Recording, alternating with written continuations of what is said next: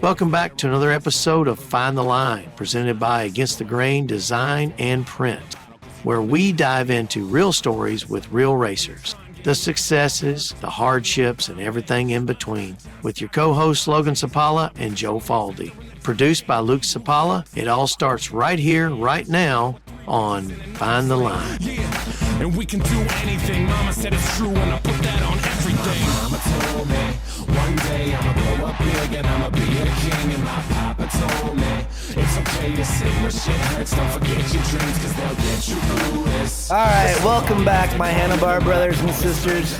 To the fans of Find the Line, hang on for later on the show. We got some stuff caught in our chain, so hang on, it's coming out. And we might even find out if 895 had a side quest last weekend. We'll see, we'll check in. But this week, man, we're so excited. When we started this, pretty much one of the names at the very top of the list was this man. And attention, AMA Hall of Fame committee members, listen up. This man has dedicated a lifetime into anything with handlebars. He's pushed our sport and so many others so much higher than when he started being a part of them. He's a personal hero of Luke, Logan, and myself, a racer, a promoter, an overall just champion, a man that showed me at a young age how you win with class and how you can just be ultra competitive with your best friend. Ladies and gentlemen, our friend, Mike Bronk. How's it going, Mike? Great. Thanks for the introduction. Oh, man, dude, the one thing I'm trying to figure out is if there's one thing that you keep really tight to you, Mike, it's a compliment, right? Yeah. I know that personally. I was going to say that on Logan's gravestone, it was going to say, at one time, Mike said that was a pretty good ride. Right? Right. There's always room for improvement. I've only heard that after every great ride I've ever had. I don't know if we were out in Billings, but I told Logan, I was like, damn, I think Mike was kind of excited about that. No. Did he say it was good? And I'm like, no, he didn't. But I could just tell he was pretty excited about it. He almost smiled. Just don't give those compliments away, do you, Mike? No, not too much. Yeah, that's all right. That's good. Then that means something when you say something, right? Right. You wouldn't want to wear it out, you know. I've got a couple of good stories for later on about all that stuff. I cannot wait. That's awesome. Well, Mike, we're all in Wisconsin here. Finally, Luke, Logan, and myself are all home. Are you home? Yep, I'm home too. So nice. So Wisconsin Rapids, Wisconsin, is that where we're getting you from? Yep, that's my home. That's awesome, man. And I've known you my whole life, but the one thing I didn't know is, are you from Wisconsin Rapids? Is that where you grew up? Yep, I grew up in Wisconsin Rapids. Actually, was born in Wisconsin Rapids, so never been very far from Wisconsin Rapids. Well, from traveling there, there's really not a great reason to leave there. It's absolutely stunning, beautiful in Rapids. You guys kind of got everything there, don't you? Yeah, it's a great community. It's actually a pretty race-oriented area. I mean, as far as legendary stock car drivers, snowmobile racers, you could just go on and on and on. I mean, motorsports are here in Wisconsin Rapids or in the surrounding area. So, oh, that's awesome. That's so no cool. reason to leave then. Exactly. None. Well, when you were a little boy in Rapids, was there a lot of dirt bikes and stuff when you were growing up? There was some dirt bikes, I guess. You know, a lot of the older mini bike type stuff and that. There wasn't a lot of the smaller motorcycles at that time. Right. There was still, we used to go to the stock car races when I was really young. My parents would go to, we'd watch the stock car races. We always have local stock car tracks around here and stuff. So. Okay, cool. I didn't know. Was your dad? Did he ride at all, or was there anybody in your family that was into dirt bikes? Yeah, my dad rode motorcycles. My uncle was into motorcycles a little bit. He had some dirt bikes and stuff and that. So, I mean, he's had them from like 1968, and he did some enduros and some different stuff, parting around a little bit. Awesome. We just kind of parted around and rode and would always ride all the time and put miles on riding. And then have adventures where we'd ride down side of railroad tracks and trails and go to the next township and stuff and just keep riding, and That's awesome. challenge who could put the most miles on when we first started riding. So, Oh, that's cool. We were talking with Nathan Preeb earlier, a few episodes back, and I think he was 2 when he started riding, but a little bit more readily available small equipment. Like when did you start riding, and what did you start riding on when you started, Mike? I started riding on a mini bike built by my grandfather. Sweet, cool. So it was built by him, and then my dad helped a little bit. And for a while, it had to stay at my grandparents' house, and I couldn't bring it home. So I wanted to go over there all the time. Wore a path out in the lawn and in their backwoods and stuff, and Right. it was like, okay, you can take it home. That's awesome. Is this like a pull start type mini bike? Yep, it just basically had a lawnmower engine on it, basically, and Okay. custom built, so. I was gonna say, did they not let you take it home because you needed to use the engine to mow the lawn in between ride sessions? No, they had a separate motor for it and everything. It's just that they were afraid that my parents lived out in the country a little bit more and out by some of the cranberry marshes, so there was trails and fire lanes that I could take off and be gone miles. So by leaving it at my grandparents' house, I only had like a 10-acre spot that I could ride in, They knew you too well. That's great. We might never see him again if we bring it home, right? Right. You probably wouldn't have. Yeah. Well, that's awesome. So was it immediate? Like when you started riding, where you're like, this is what I want to do, is just be on this bike with these handlebars and this throttle and just go? Is it just automatic? Yeah, or did it take it you was a while? that was a typical like any young kid, you just keep riding it, wear it out, and like all mini bikes, the motors blow up, and then you got to go down to the thrift shops and try to buy a motor off of another lawnmower or something and try to get it put on there, So Right. my dad would be wrenching on it to put another motor on, and we'd go buy another $35 motor that I thought was $1 million at the time. Right. That's awesome. Was there even like dealerships around when you were young, or was it pretty there sparse? was actually some dealerships. The dealership that I worked for and sponsored me a lot of my racing career, Donahue's, had a dealership. They started out in like 66 or 64. Oh, wow. So they were in town, but then they moved out towards where my parents are. So then it even got better yet, that then there was a bike shop that was only riding distance away. So that was nice. pretty cool, So, Oh, that's awesome.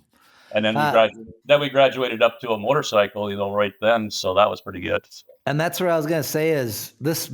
Did you have friends that were also doing it? And when did the racing aspect start? Was that when you were young as well, or was it just riding when you were young? It was just pretty much riding. And, I guess the racing, I really didn't probably start racing until probably about, probably, I think I was probably 16 years old or so. Okay. Yep. And that's where Logan and Luke, your dad, wasn't he 18 or something before he got his bike? It had to be close to that because him and Mom, I think they met around that age. But Dad might have been, God, I wish I could remember now. But I feel like he raced something like that age, yeah. Yeah, I mean, he started a little bit later. And it wasn't too uncommon. I mean, there wasn't a lot of young kids that rode at that age because there wasn't little bikes except for those little pull start Briggs bikes, was there, Mike? No, there wasn't a lot of them, but there was race bikes. I mean, like the Rapids Angels Motorcycle Club started in 1959, and they've had hill climbs and scrambles and different types of events back then. We used to go out and watch a couple of the hill climbs and then a couple of the scramble races they had and different things once in a while. And they had some drag races on the road that they shut down and different things. So cool. It was like, oh, cool, we're going to the races, Oh, that's awesome. Was there a pretty good crowd of people that would come out back in the day for those? Yeah, you remember? It was pretty popular for a lot of people to come out. I mean, I just remember at Logan and Luke's house. I think your dad got it from Dean, but that picture, I don't know if it was in the 50s at Indian Head Motorcycle Club. Oh yeah. And it's just solid cars. I mean, that was like the place to be. It was, but we didn't have the internet. We didn't have, the Eras tour coming through town or something. There was not a lot of entertainment. So if you saw a poster that said motorcycle races, you were going, weren't you? Yeah, there was there was a lot of people that went to those events, and it was pretty popular to see that stuff happen all the time. Right. Just like the car races and everything else, and the snowmobile races. They used to have snowmobile. Every snowmobile club had like grass drag races, snow drags and stuff, and they were in every little township, and every club had them making a few bucks, and there was always a good following. So. Right. Oh, that's cool. So it was kind of your dad. He was the enabler that got you on that bike then. Your dad would probably be the biggest one. Yeah, my grandfather, for building it, I guess my dad, and then my dad was always into it, I think, a little bit, Yep. So, and then my uncle was involved a little bit. So we got involved there. And then with Donahue's moving their shop out towards where my parents live, that even got just more motivated, to get into it and, right. And getting kind of get into racing. And Right. then when I kind of got into racing, a couple of my friends were kind of getting into racing too. So we were going together as a group, running around. There'd be 3-4 of us trying to go to a race or something, So Fun. What was the first race that you got into? Was it Hillclimb or was it enduro or what was it? Do you remember what you first started doing? It probably. I feel like the way you're thinking, it must have been like a switch flipped, and it was like you went from no races to you hit everything on the schedule that next year. Yeah, I was kind of determined, I guess, why I really started. I mean, I did quite a bit of motocrossing when I was younger. Okay. More locally at first, not going as far, and then I did a little bit of ice racing in the wintertime. Cool. Hill climbing, Yep. I pretty much did anything you can do with a motorcycle. Awesome. I can say I pretty much have raced and did it, so. That's awesome. And, that's not something that a lot of people can say, but how fun is it that you just challenged yourself with all those different disciplines and just to see what the glass slipper was, right? Yep. Kind of just running around. I mean, went to the drag strips to drag race. I drag raced, some of the street bikes I had. I drag raced dirt bikes I had. I mean, it didn't matter. I was just going to race whatever it was. I got at home at the family, that my parents, they believed if they said racing, I was taking off running, and wherever it was going, I was going. You mentioned Donahue, and I mean, it's a name that when I think of you, I think of Donahue because they were always on your bikes. I mean, even before there was kits on bikes, I saw a Donahue sticker on your FJ or whatever it was when I was a kid growing up. Did that kind of start where you started working for them when you started to want this racing and look for some bikes and parts and all that? Or when did you kind of start working for Donahue? Well, I started working with them a little bit later, but I bought I think it was like I bought a 78 YZ125 brand new from them. Okay. And then I motocrossed that for a while, and then I took it and turned it into a hill climber. Nice. And built a 175 up out of that. So, and then bought new motocross bikes. So, is that the one that's you dipped in bronze? Is that the 175 that is legendary?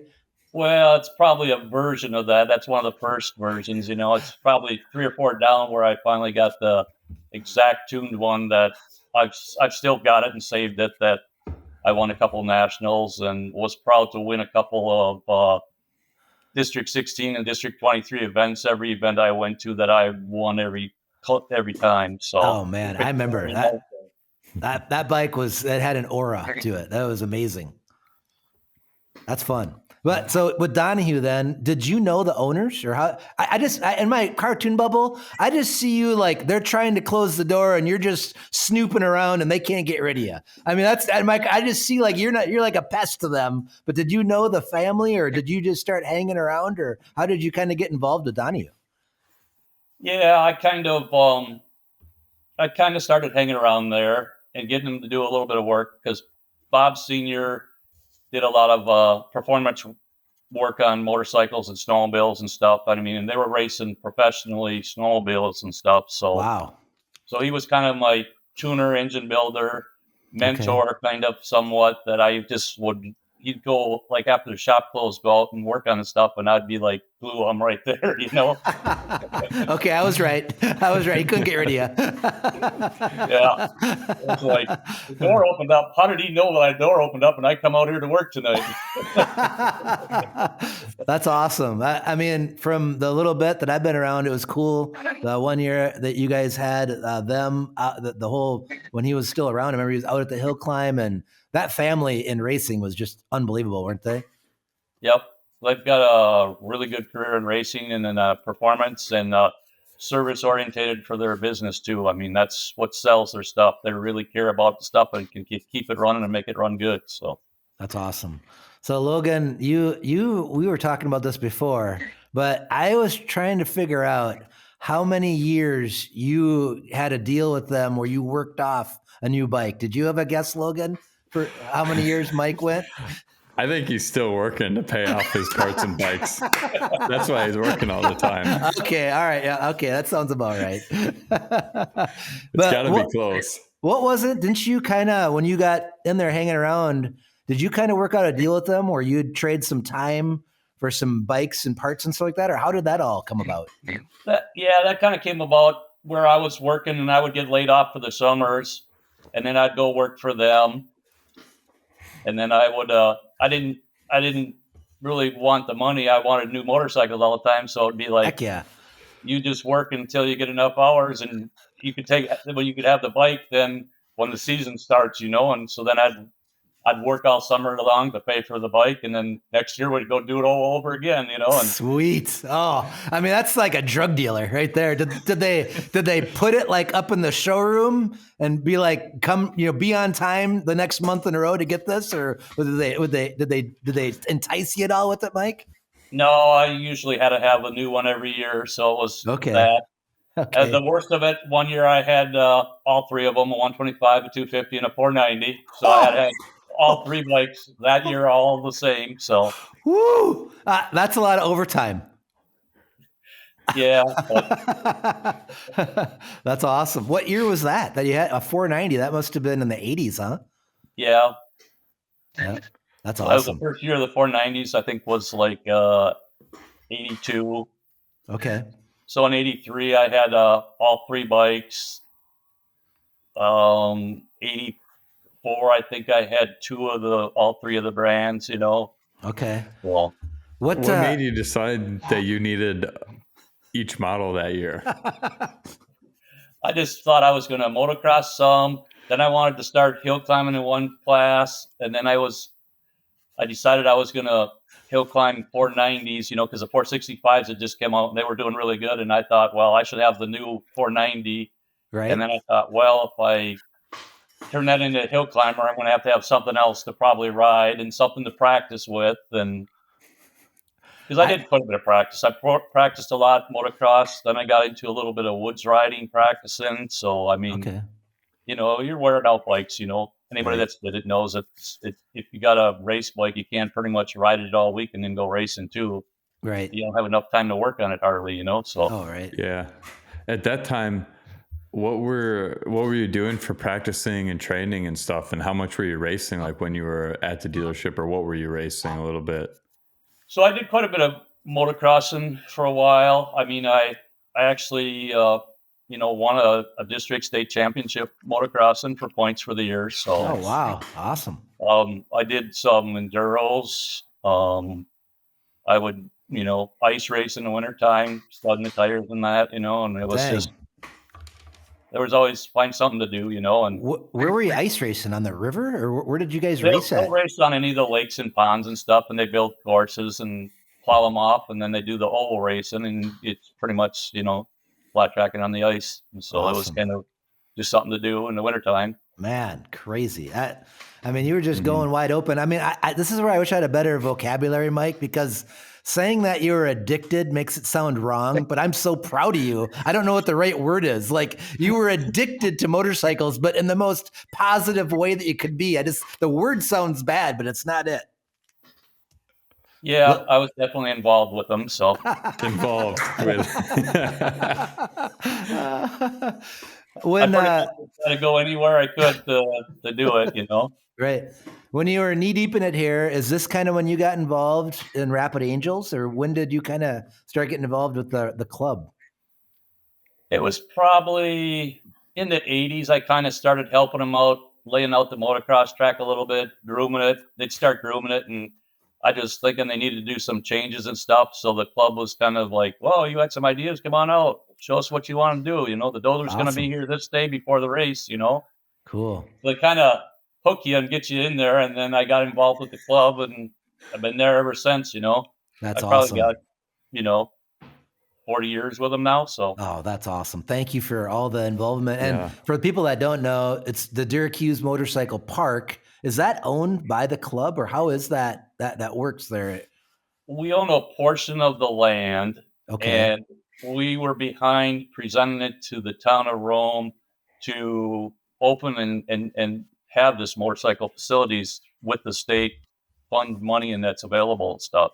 So we Right. presented the idea to the town as the club to make it all happen. And then the town took over, and then they've been purchasing land ever since. You know, now they're up to over 700 acres out there to ride Nice. on. So Awesome. It is an awesome park. I mean, I'm so bummed I'm not gonna be able to make it this weekend up and coming. This will be the past weekend when this airs, but you guys have an epic GP and moto track there. It's all sand, and it's the most epic sand you could ever ride in. It is so fun. I absolutely love that. Hillclimb hill. I mean, there's just trails all over. And the best part is when you're there, it's just full of families, Mike. That's what's so cool. You guys got a playground for the kids. There's little kids track. I mean, you guys got everything. It's just geared towards families and kids. I love that.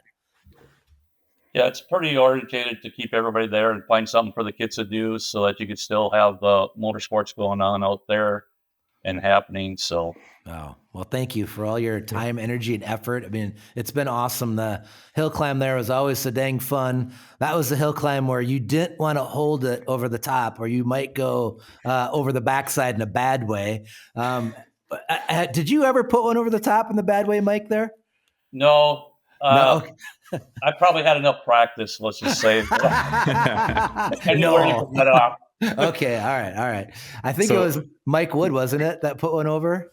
He Yeah. put it up there and into the fence at the top. You know, they've always had a fence or something up there to catch net type thing to always hold the bikes back.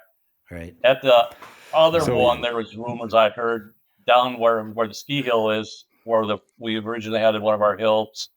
There was a rumor that bike kind of hit there and slid down, but I ask everybody, and everybody never really tells me if it's true or not. You know, so Oh, that's great. To backtrack a little bit, you said that you've been involved with Rapid Angels almost 40 years now. So I have the question, because it's affected me personally now. What the hell is it that they do when you join in a club and sign the paperwork? Do they drug us or what? Because you work your ass off, you don't get paid, but we keep doing it every year and we all love it. And when we get done, we're tired and we say we hate it. But each year we keep coming back and say we love it. So do you have any idea what it is? Or did you do that to me and Luke and Joel to get us involved in Valley Springs too? Now that do you have the secret? Or what's the deal here? I think it must come from the elders, because somewhere how they got me involved, and I've been there doing it, and so I guess it's something you must just learn as you're going along, and it just memorizes the young people to get involved for the passion. You know, I mean, I think my favorite was when we were at Valley Springs. It was you and Brent and me, and I was entering into Burn Bashers, I think, or whatever, were scoring. And someone came up being an idiot and was all hot about something or whatever. And then there was some light issue or something like that. And Brent's on the mic figuring out. And Mike just leans over to Brent. Isn't this fun? We're just having so much fun, aren't we? I lost it. I was just, I'm like, in the face of chaos, the leader comes through and gets us all laughing. And we're like, yep, this is awesome. Yeah. If you went to go and sign up for a job description that said horrible pay, long hours, hot and dirty, everyone hates you, and you're never good enough, nobody's signing that job description, but we happily do it every damn year. Oh, and man. love it. I love it. Oh, man. Oh, it's crazy. It's tough. I mean, it's a dedication, I think, and I probably have got sucked into it more than anybody as far as the dedication and putting the time and effort into it. So it's something that some people do, and you kind of start out by giving back a little bit, and then it pretty much seems like it turns into a way of your life. It's definitely been a way of my life. So you've given back 1,000-fold, and we could talk for hours on all the families that you've possibly affected, all the events. It's been just awesome. Everything that you've been a part of. I mean, you go over to Kettle Marine and give them your scoreboard, and you do so much for other people. We just all appreciate it, but you see it. I mean, you never have a blind eye to anything. You see everything that's going on and what kind of impact you have. It's just epic. I love it. Mm-hmm. Yeah, it's definitely good for the sport. So yeah, I wasn't going to give a compliment this episode in your honor, but I just can't. I got to give a compliment. Sorry. When you're talking Donahue and racing, Logan said something I didn't know, but were you involved in the snowmobile racing? Yeah, I actually, I worked for Donahue's part-time in the summer and stuff. Then I actually helped out Bobby for a while in his racing. His dad and his uncle and his brothers helped him, and I was kind of helping him there and stuff on some of the crew stuff and that. And then I got involved a little more, and then I was even involved when he was a factory Yamaha rider, so I was involved with them on the factory team. So wow. Did you put twist throttles on the snowmobiles, or were you just going with the thumb throttle? No, the thumb throttles work. Okay, all right. As long as it makes it go faster when you push it or twist it, that's all that matters. All right, okay, all right. What were you racing when you were doing the snowmobile stuff? What models were they? Were they just like 440 area or? Bobby worked for Bombardier and Yamaha, and I worked for him when he was with Yamaha for a while, and then he had Bombardier twin trackers and stuff like that too. So he for a while he had a factory ride with Bombardier too. So. Oh wow, cool, very cool. He was a professional snowmobile racer for several years. Okay, all right. Was this snowcross stuff or? Well, I worked with Bobby with the Yamaha with the snowcross stuff. That's what I did for him. Yep. So okay. When you were back to you and the dirt bikes and stuff, when you in the 80s, you had all three models. You got your 490, 250, 125. When did you kind of start with the open bike stuff and like the custom builds? Was that later on, or did you tinker with that right away at all? Well, that was even with my 200, my 175, because that was custom built, so that was basically taking a 125, putting different cases in it and putting a 175 cylinder and head and stuff on it to turn it into a 175 when the class was 175. And then as the years went along, when they changed it to 200, then I stroked mine to a 200 and stuff. So, I mean, it's cool. It's been pretty much from day one. Actually, going back to even the mini bike, tearing the motor off, putting a different motor in, we'll find another motor after that one blows up, So I don't know if it would be you or Daryl Whitcomb who has built more bikes. But I mean, could you even think of all the bikes that you've built in your time? Yeah, I've built a lot of them. I mean, just the FJs. I mean, you must have had 7 different FJs that you built, didn't you? Yeah, I built a couple different versions of frames and stuff, and and trying to work on handling, suspension. By me traveling all over, out to Widowmaker. So I'm racing Widowmaker, racing in California in the 80s, and coming back. So, I mean, they have the ideas and when I seen their stuff, it was like, oh, I gotta have the same stuff, you know. So That's great. No, I remember my dad calling you, and it seemed like Terry'd always have to check in with Mike once a year or whatever, see what's going on down in Rapids. And the one time I remember he called and he's like, yeah, Mike just got his FJ together and did a whole shot and tore all the motor motes loose. And I'm like, oh my gosh. I'm like, how do you ride something that tears the motor motes out of? I mean, our Triumph, I could have ran without 3 bolts in it and it wouldn't have turned the one left. You know, it's like I was pretty impressed with some of the horsepower you were dealing with back in the day. yeah, I spent quite a bit of time trying to get a lot of horsepower and stuff out of them, and you always find a weak link, you know. I mean, I tore the cylinder studs out of the cases, you know, so the cylinders are pulling up and the head's pulling off of the cases. Had to get, you know, billet clutch baskets made, glue the clutches apart when you try to lock them up tighter and stuff, but tear the motors out of the frame pretty near, you know. So I guess it's trial and error, and definitely got to make sure you build it strong enough so it lasts. So, Oh man, was it building open bikes? Was it building the singles like your 200, or what? What do you think? Was they all enjoyable, or what ones did you really get the most enjoyment out of when you were working on them?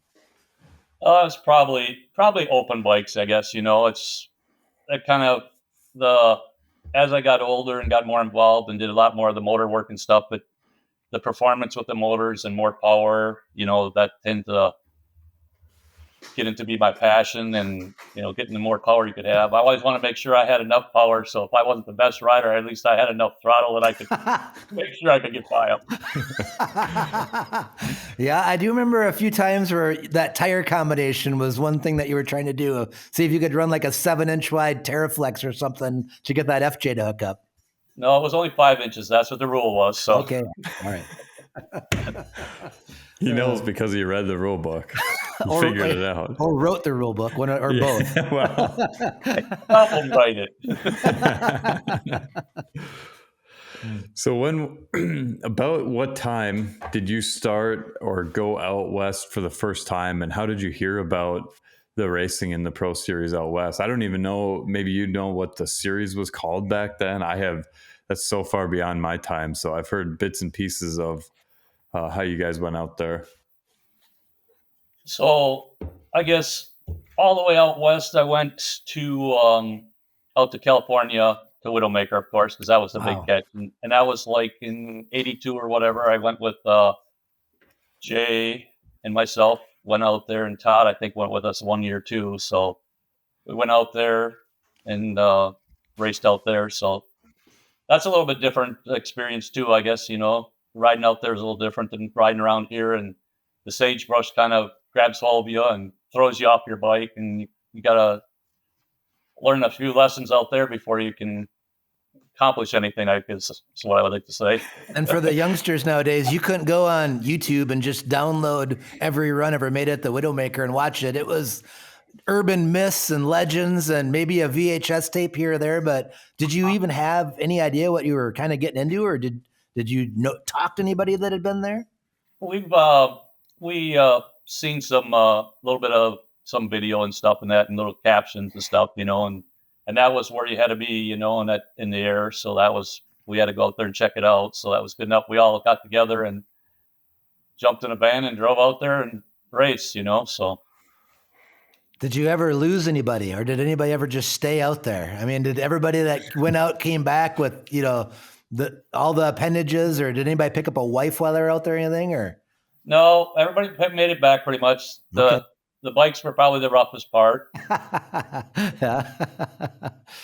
Try ideas and fail, you know, I guess. The steel paddles and stuff were a little bit, you know, try different things in different scenarios. So it takes a little bit to get that understanding, and then figuring out the guys are really making them hard, and some of them are even heat treating them. So come back and build some new ones and heat treat them and everything. So that was probably the most awesome riding, was with the steel paddles. I mean, that was pure traction and just gnarly riding, you know. So wow.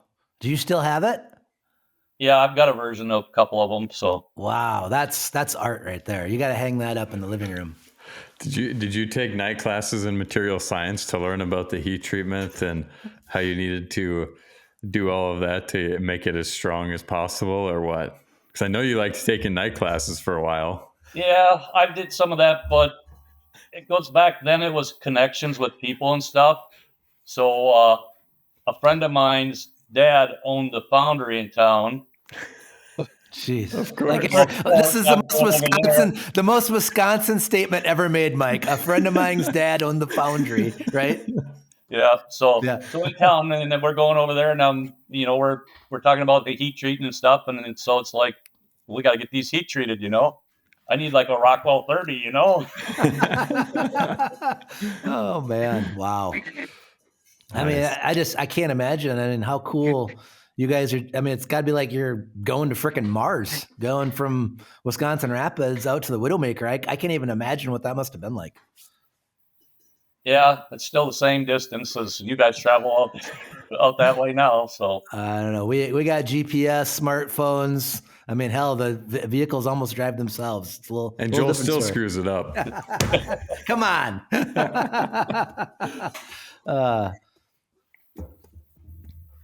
You think that was 82, Mike? That's when you guys went out there? Yeah, I was out there in 82. I think we were out there in 84. Okay. And then were you? Billings, I was there probably, I'm going to say that was probably 86, 87. I started going out to Billings. Okay. That was when they had the Keyway and the 30,000 spectators.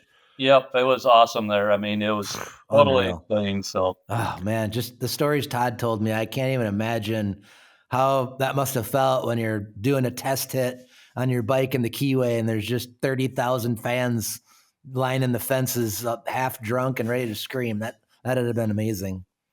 Yeah, they really got a lot of spectators out there back then, and it was just totally amazing.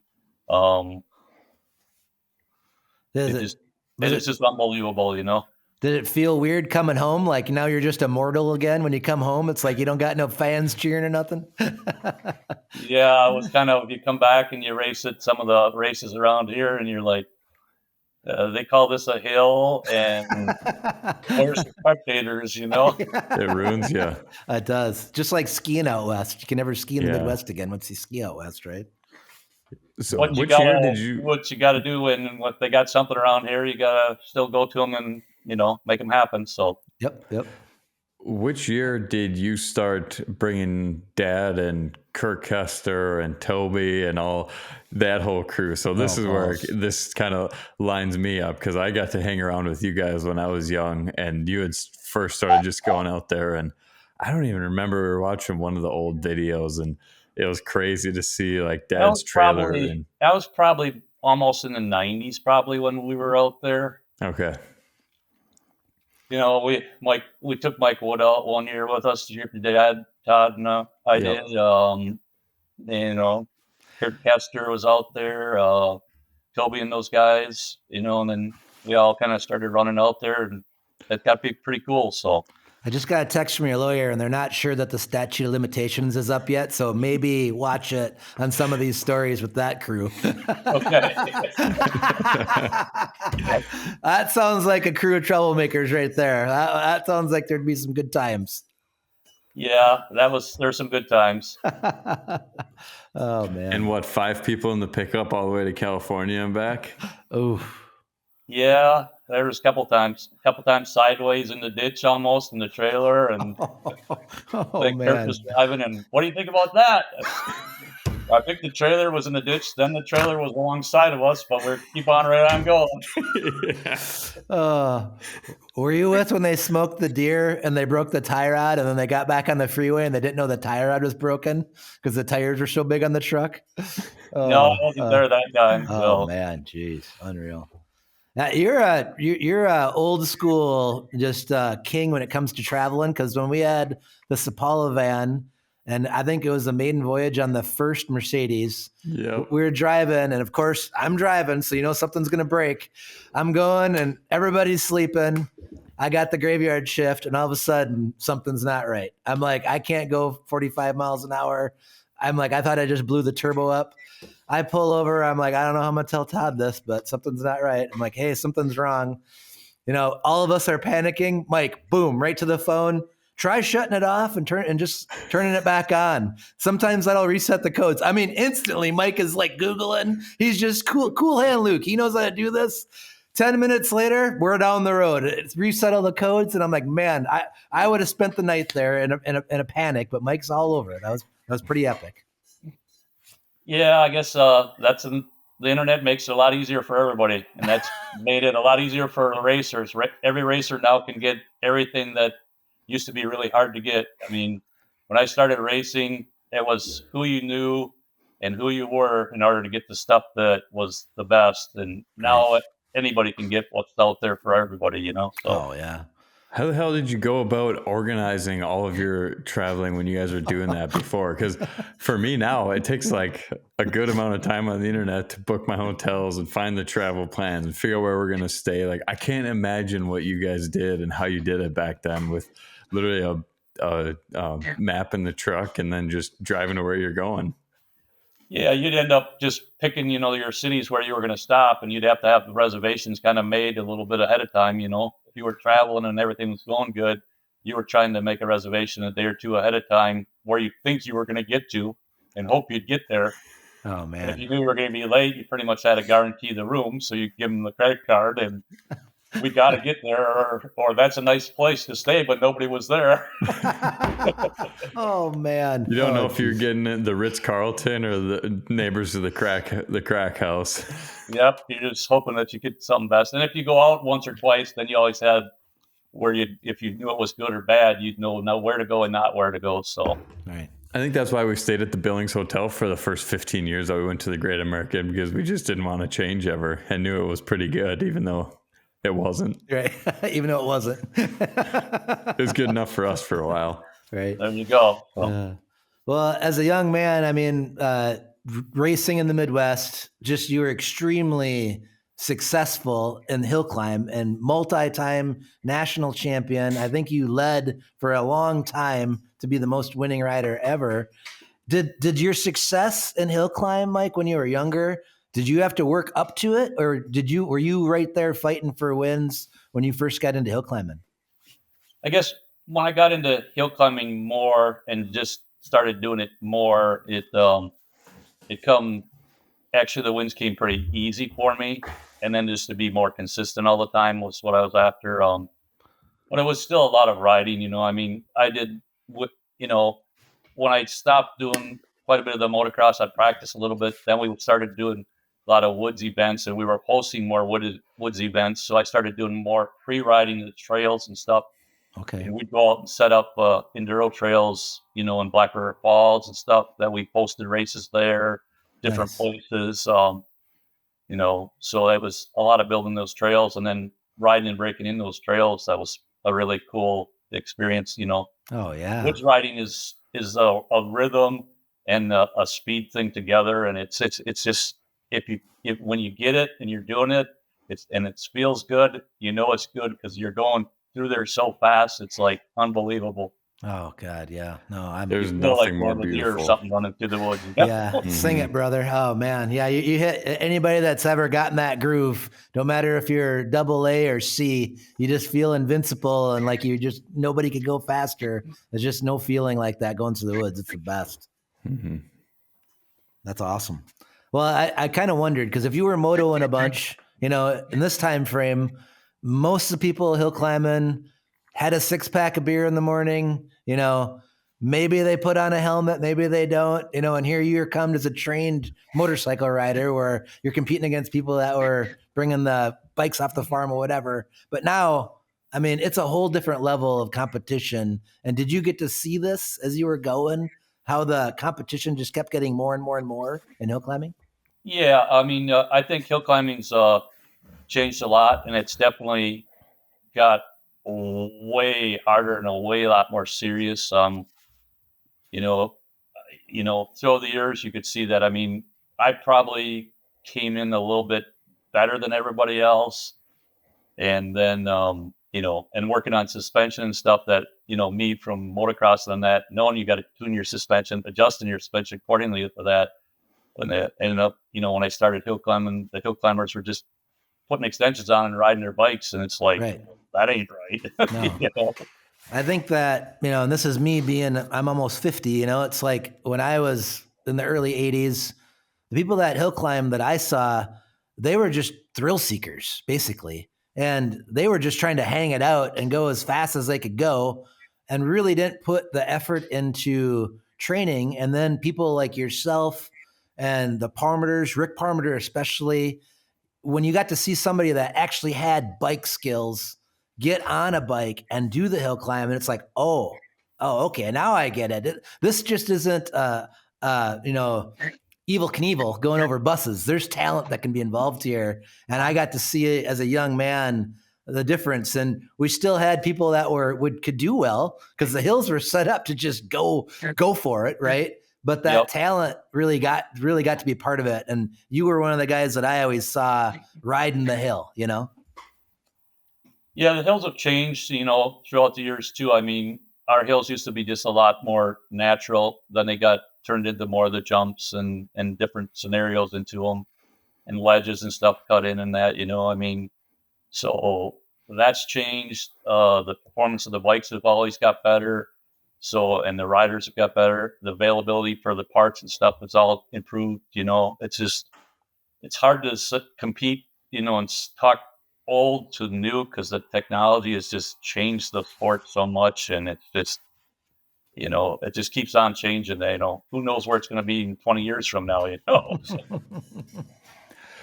When you first came into hill climb, like you said, you definitely were probably a leg up on everybody just from the motocross and the enduro background that you had.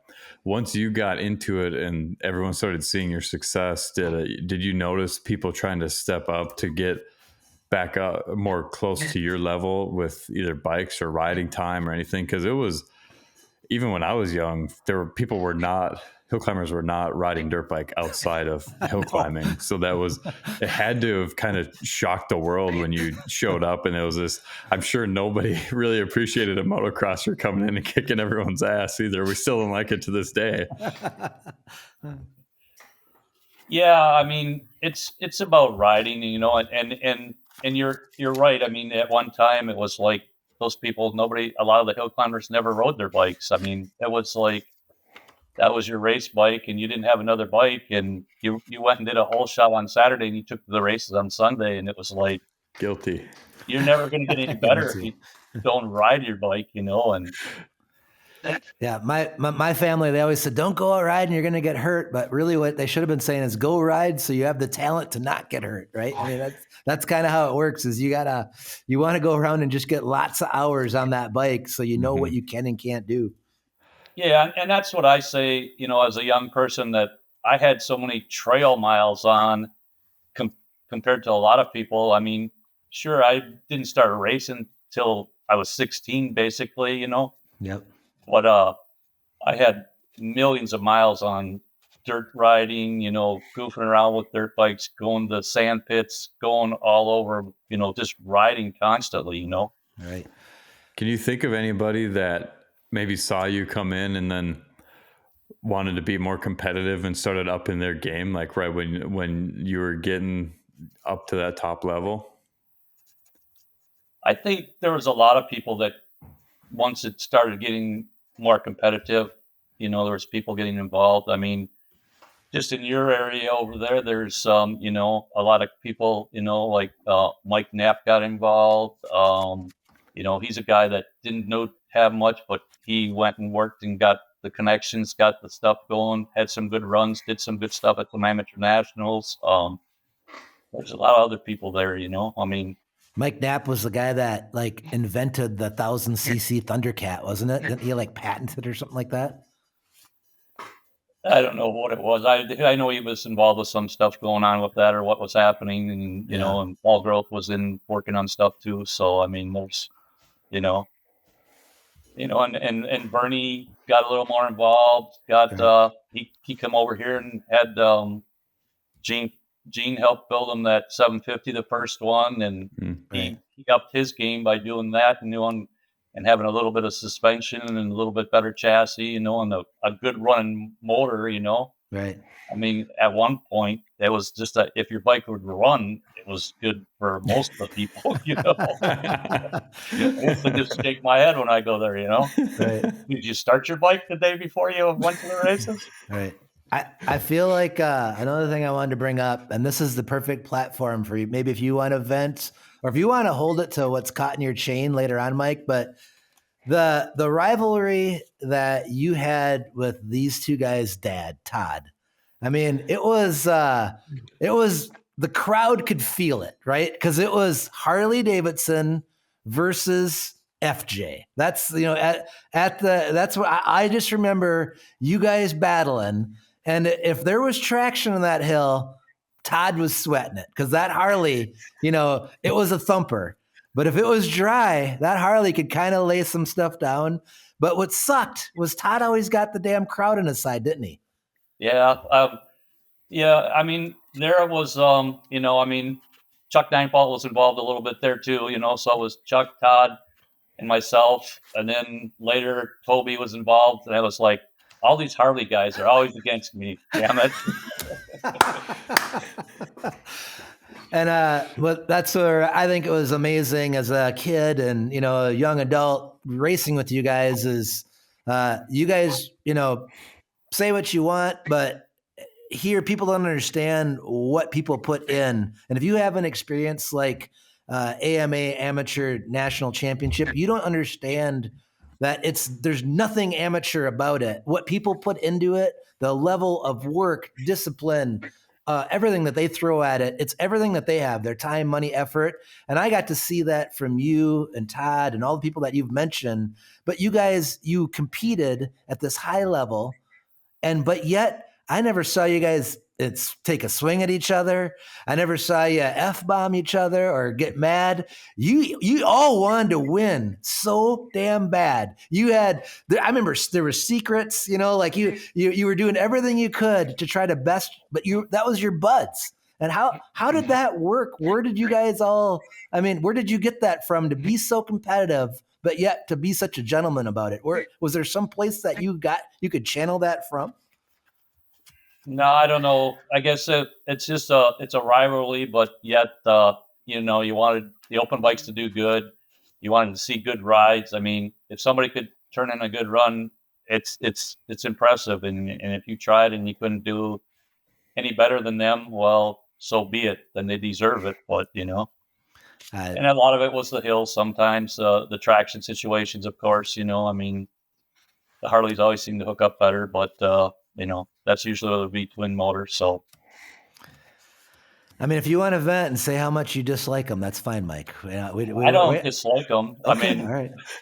I built several V-twins to try to run against them. I mean, I bought a brand new Virago and turned it into a hill climber. That's right. Brand new bike. Wow, man. Rolled it out of the showroom, rolled it in the back, and tore it apart and turned it into a V-twin Virago trying to compete against the Harley. So, wow, man, I remember that. It must have been fun though. I mean, here you guys are just going head to head for, not just a year. This is 15 years. You guys were the fastest in the world, in our world, right? And that must have just been fun, just to compete with your buds like that and just who's going to get the big trophy this weekend. That must have just been so addicting. Yeah, no, it was definitely fun, and I mean, I tried to share stuff with Todd too, I mean, I helped him out with suspension and stuff and that, I guess, so it's, it made the sport better, made it better competition. So I just was talking with Nathan, or we're talking with Nathan, and I got to see like they're just like how you and Todd and your buds were competing. Logan shared the story about when Luke got Nathan last year for their championship, and they're all just so so classy about it, and that just imprints on young people. It did for me. I mean, I still think back to times where I was at Mankato, and it's getting dark and it's going down, and you and Todd or Mike, you guys are trying to throw down and get this last ride in the 80 Open, and you could feel the tension in the air. But I'm not going to say their names, but there were some people that didn't know how to handle that pressure. And I saw it as a kid, when you and Todd, especially, you were my damn heroes, and you handled that pressure. And a lot of times you won. It was awesome, right? But the times that you didn't negatively affect the event or the people around you. It just was what it was. And I wish I could do that. I can't control my emotions. When something goes wrong for me, I'm throwing shit mad as hell, right? But I want to be like you guys. And I just think that those mental imprints stick with people forever. I mean, I'm talking about things I remember 30 years ago right now. And it was just so damn awesome. And I just wanted to tell you what an honor it was just to watch you guys rally like that. It was epic. So I imagine a lot of that came back from me being involved, I guess professionally when I was younger, and you had to be a certain way and expect to be presented to a certain way when you're doing, involved with factories, and they aren't going to tolerate anything. You're gonna be looking good and and putting on a good show, and always there for the fans and everybody there. So right. That probably was embedded into me, and then I just kind of carried it over to the rest of the stuff I did, and just went right through. So well, I appreciate it, and we got to talk more about the past, but we got to take a little break here. We got to sponsor that. If we don't get their time, it's hell, right? We don't want those emails from corporate, okay? But I think when we come back, I kind of want to talk to you. You have so much experience. I want to bring up what your thoughts on some future stuff is. We got some more things in your career that we want to talk about. We haven't even touched on the influence you've had with AMA and everything. So maybe a little bit more the promoter side after the break, but also some future stuff. And then, Mike, if you got anything caught in your chain, this is the place to air it. I got something caught in my chain that I want to air. Logan's got a Bible full, and maybe even Luke. Yep. We'll see. Okay. All right. We should hear something from Luke. All right. We're gonna hit break. Against the Grain Design and Print is proud to announce its partnership with Find the Line. Against the Grain works with clients to build their business and racing goals through the design and production of premium stickers and decals. We offer one-of-a-kind subscriptions for a flat monthly fee that can save you hundreds of dollars. Custom mailers, white label printing, motocross graphics, and anything else you can think of, we have you covered. It's time to print your passion. Visit atgdesign.co or email sales@atgdesign.co. Hey there, Find the Line listeners. We will always be looking for partnerships for Find the Line. Please email findthelinepod@gmail.com to see how we can work together to grow your brand. Once again, that's findthelinepod@gmail.com. Now, let's get back to it. Oh, man. Against the Grain Design Co. You know what? If you want to be fast, you got to look fast, right, Luke? Yep, exactly. You know what? You gotta arm wrestle Luke in the comments, but we got something out of him finally. Actually, go ahead. With Mike being on the line here, I got back in the early days of opening up, he gave me a pretty sweet opportunity with District 16 and making a little number plate stickers that I think essentially would go out with all new memberships. And we did that for a couple of years, and it was it was pretty sweet, especially right away starting out, knowing all these places that the stickers were going and cool everything. And, it was a pretty big job for me at that time. So yeah, just with Mike on the line, I figured I'd bring that up because that was definitely helpful. And, it was pretty sweet of Mike to, get me in there and do that work for them and everything. Yeah, we're still handing them out this year again, so we'll probably need another order coming up pretty soon. That's good. Love to hear it. Did you get the email back from Mike saying that those were satisfactory, or how did he say? They'll work. Yeah, they'll work. Pretty much. Looks good. Looks okay. Looks okay. I love it, Mike. Okay, before we move on, one thing. So back in the day, District 23, District 16, it was earth shaking, but that twin engine bike. Do you remember the twin engine bike I'm referring to? The front and back twin engine bike. Who was the builder of that? Do you remember? Was it Tom? Damn it. White Shell. That sounds right. Yep. That bike, it made some enemies, right? Like people didn't it was fast for open bike. Was it twin 490s? Yep. Twin 490s, front, back. They kick-started the one, rode around and bump-started the back motor, I think is what it was. And they actually outlawed it in the one district.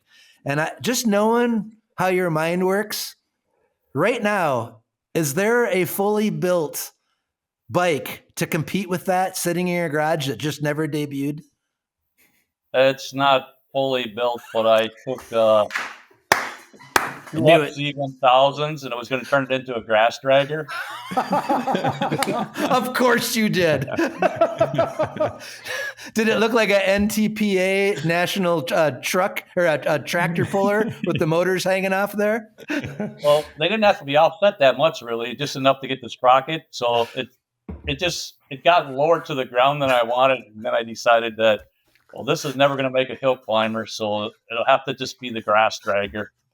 Shout out to Nitro and Mud Cowboy. Cowboy would have rode it. That's a cowboy bike right there. Twin 4 cylinders. Let's go.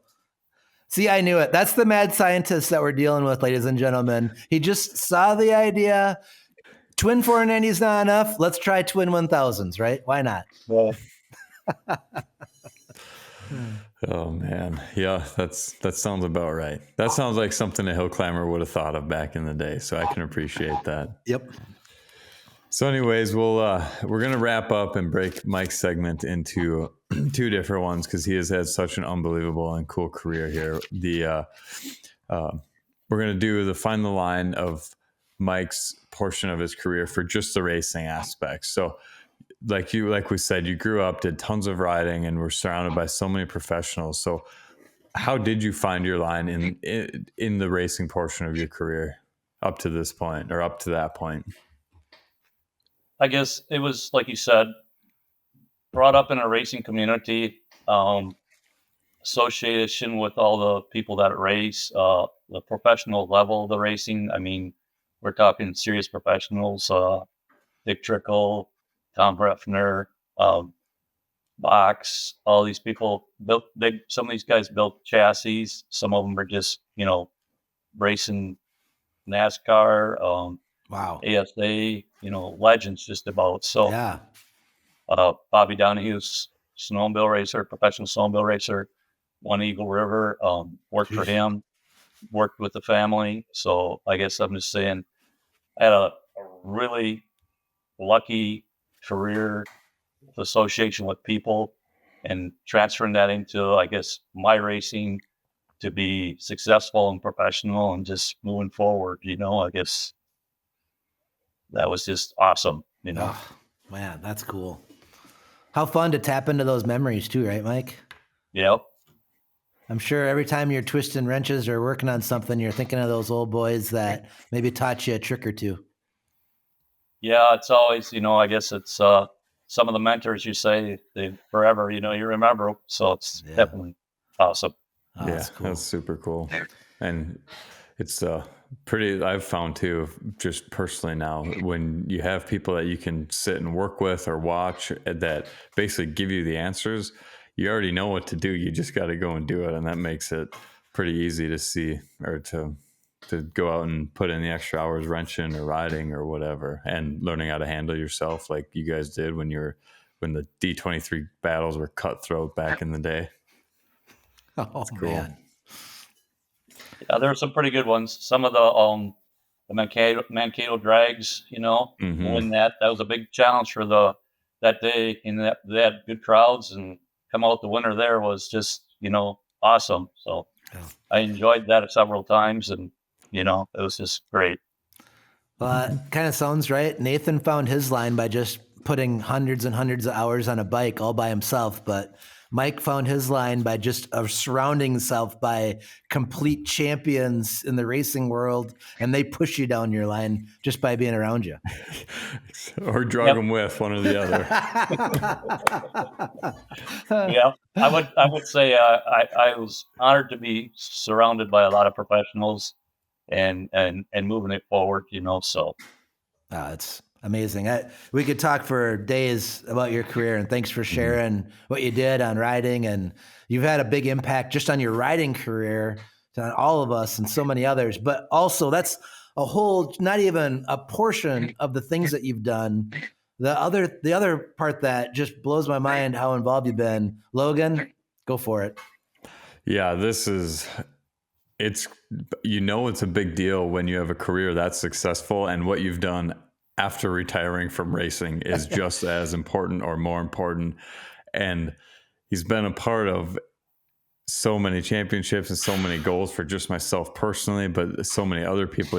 The amount of extensions that his bikes, or that have been on bikes that have won championships, that he's helped build, the amount of rules and improvements working through District 16, District 23, and the AMA, it's unbelievable. So we can start out with how you got involved with AMA, either at a district level or with AMA Ohio, because I know you've done both, or if it started out at a district. Like, I'm always interested to hear how that came to be. Okay. I started out, like I said, at the club level kind of, and then it transferred into the district level to end up being basically the district Hillclimb referee in about the 80s. And then, so that was a points keeper and a referee. And then being the referee, then started getting a little bit more into the rules orientation. And then, I guess as a good racer, you need to know your rules. So, you can, where the limits are and what you can do, and not to understand the rules. Right. So that was part of my knowledge and ability that I liked anyway. So moving that into there, and then being the district referee, then with the district, they have the opportunity to have representation at the AMA that used to sit on commissions, that would make the rules and regulations. So then I got involved and got going down to the AMA and got involved in there, was an alternate for a few years, and then I actually took a position from the district to be on one of the commissions down there. And then that grew from being on the commissions at the AMA to that right now I sit on 3 commissions. I sit on the sporting commission, which does the rules for Hillclimb, drag racing, Bonneville Salt Flats. What else is on? Oh, wow. The AMA is involved in Bonneville? I didn't know that. Yeah. That's awesome. So I'm one of the members on that commission. Then I also sit on the sporting commission, which governs all the rules for all the sporting races, basically to make sure that they interact with every other discipline. And then I sit on the technical committee because that's just the type of person I am. I'm involved with all the technical stuff and the e-bikes, all the knowledge, all that stuff. I mean, that's right up my game now, and involved with anything the technical end of the aspects of the performance and where it plays in and fits in. So it's worked into that. So I've been involved with that for several years now. So, and then I've moved up kind of in there to be on some of there's the commissions, and then they have bureaus members that sit there, and that's 1 or 2 people from each commission that kind of, if they need emergency contacts, that's who you would contact, and they would make yes or no decisions for that body immediately, or whatever. And been involved there with that, and I sit on 3 of those also. So wow, I'm pretty actively involved. Took some courses down there at AMA with to be a professional referee. I represent the AMA at the amateur nationals usually most of the time. Lately, I've been going to the nationals to be the AMA representative for them at the amateur nationals. So you need a few more things to do, I think, it sounds like. And then I get involved in all the local clubs and run the local events. Yeah. Like we're going to have our GP and our motocross, and I do all the scoring and pre-registration for that online and take care of that too. So I'm pretty involved yet. So even backing off a little bit, I've got enough to do. World's most understanding wife. That's what the other thing that you got going on right now.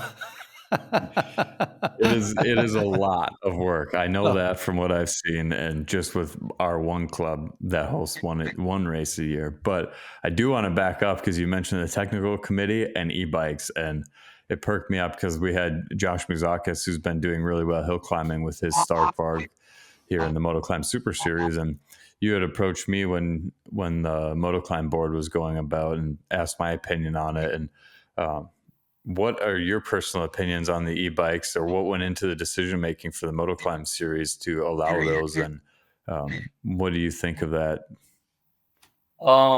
We talked about it a little bit because I'm involved in the Motoclimb stuff too. You know, I guess I help Matt quite a bit. I sit on their board also and do some of the rules and regulations there. So we kind of talked about it, and the Motoclimb series is open and new and different. So we kind of thought it was a good fit to let that come in. But we knew we would be making changes going forward because of we didn't know how good it was going to be, if it's going to be too good or not. So we kind of left it loose ended and knew we were going to make changes as we're going along.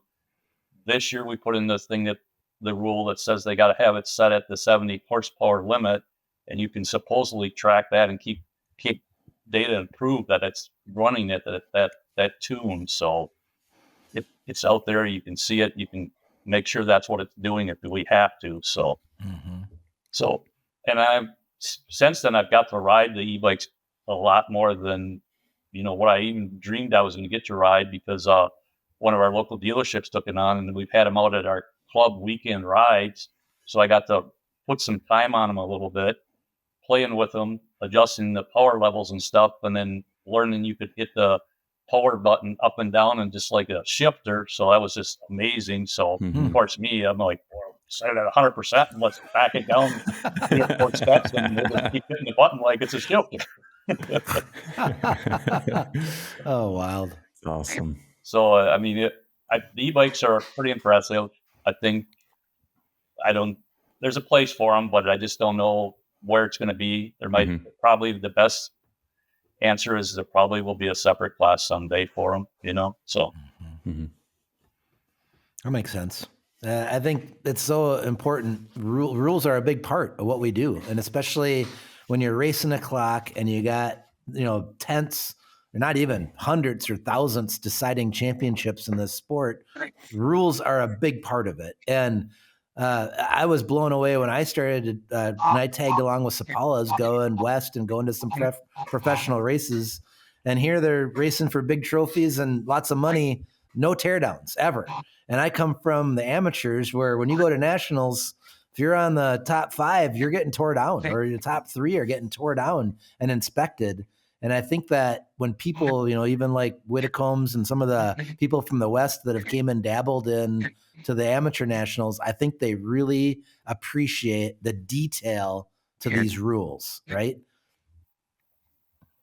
Yeah, the rules are the rules, but there takes a lot of effort, and it's really hard to write rules and to have rules that make sense and then still have limitations, but yet don't tie everybody's hands down. So, it's a challenging situation. It takes a lot of people. It's not one person, it's a group of people always. And that's what makes the best set of rules, is when you can get a majority of people to come together and come up with some answers and results that we can all compete with, that it's acceptable. Right. When you're dealing with the AMA, and this is AMA Ohio, if I'm not mistaken, right? Right. Yep. So AMA Ohio, is there like obviously you're dealing with people that they're all like you, their life has been about bikes or horsepower or racing or whatever. But I've always been told like their overall goal is just to keep riding. But is there a theme that seems like that you've got from what their goals are from the AMA in general?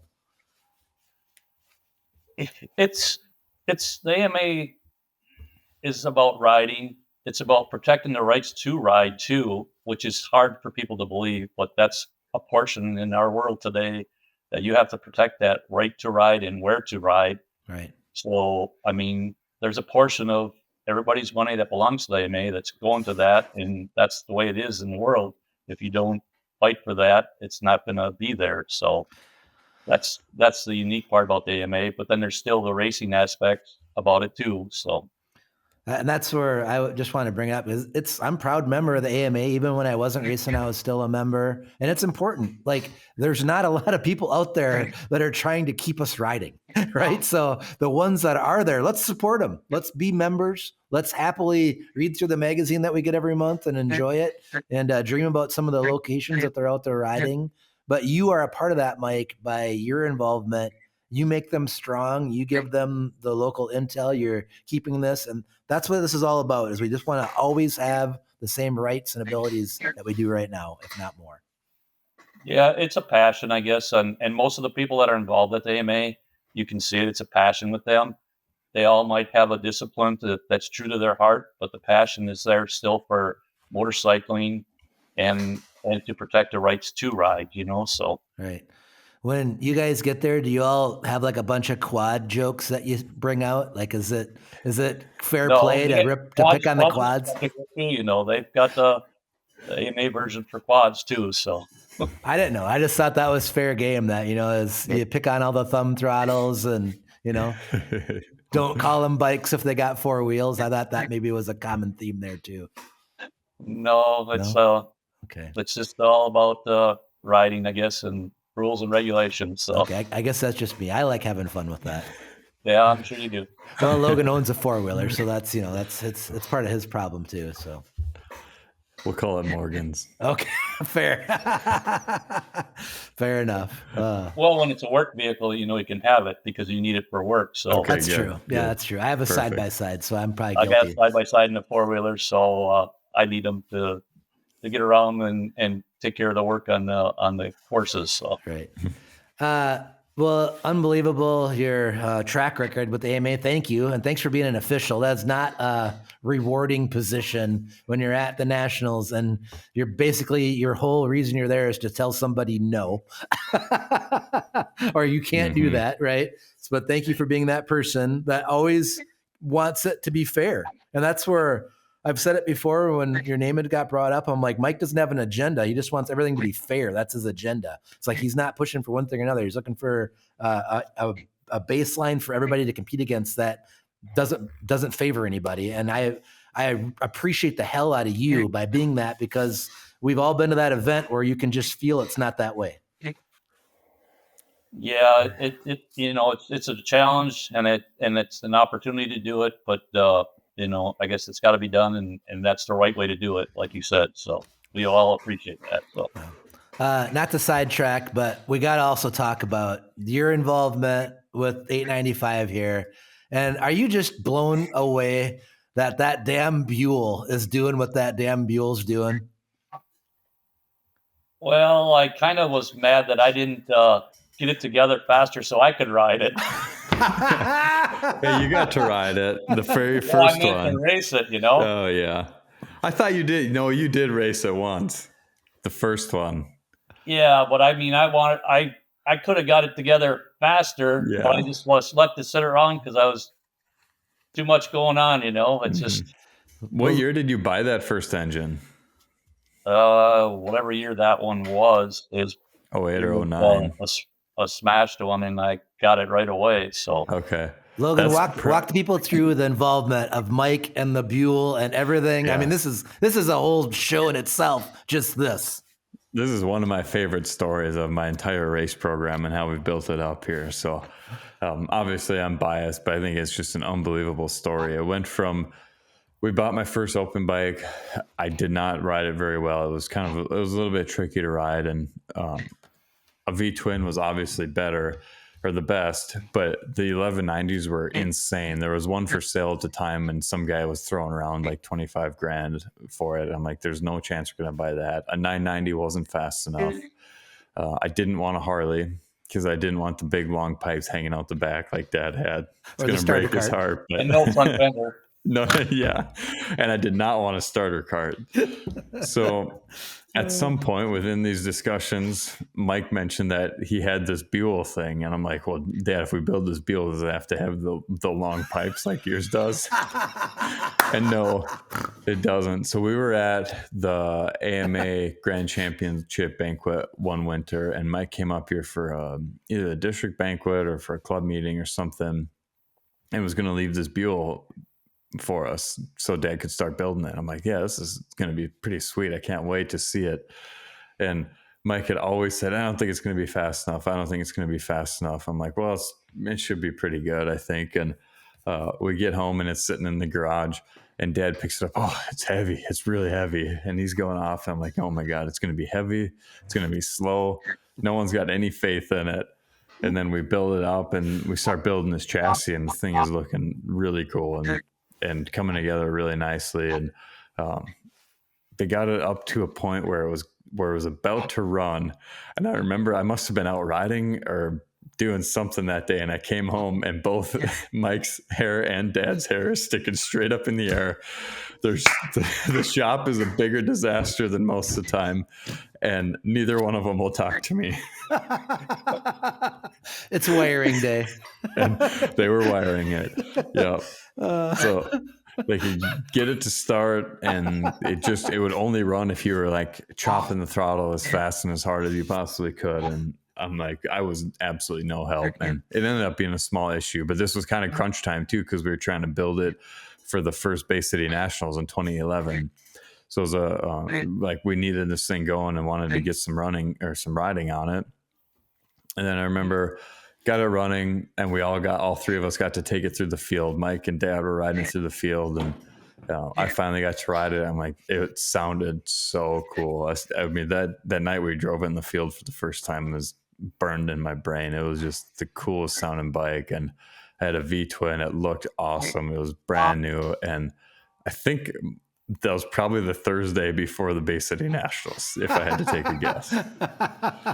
It was unbelievable. And then I ended up running it, and I got second on the weekend, but I did my very first ride, first time dropping the hammer on the bike. I was leading the open class at the AMA Nationals that year. And then ever since then, it's evolved, and we've had all kinds of bikes. So a couple of years later, when Bay City came back for Nationals, we had built the Buell 1125 V2, which had the 1190 big bore kit in it. We tried to do some cleanup on the heads a little better too, and then improve the chassis a little bit.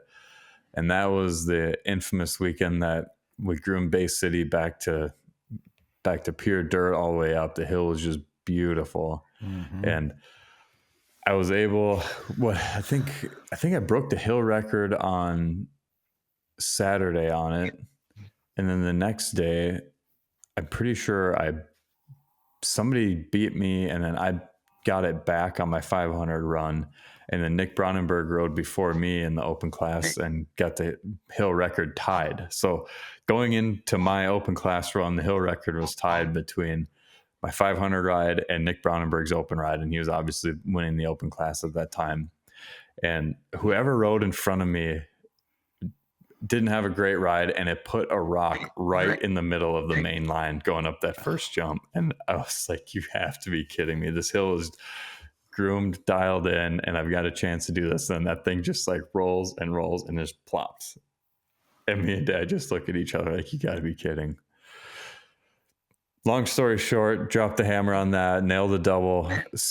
The best, like one of the most flawless runs I've ever had, and broke the hill record by, I think it was like 0.7 of a second or something like that.